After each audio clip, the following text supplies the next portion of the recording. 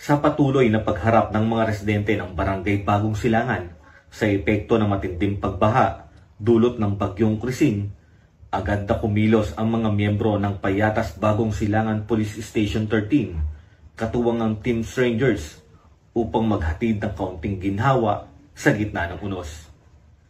Namahagi ng libreng lugaw ang grupo sa mga naapektuhang residente bilang bahagi ng kanilang relief efforts at pagpapakita ng malasakit sa komunidad.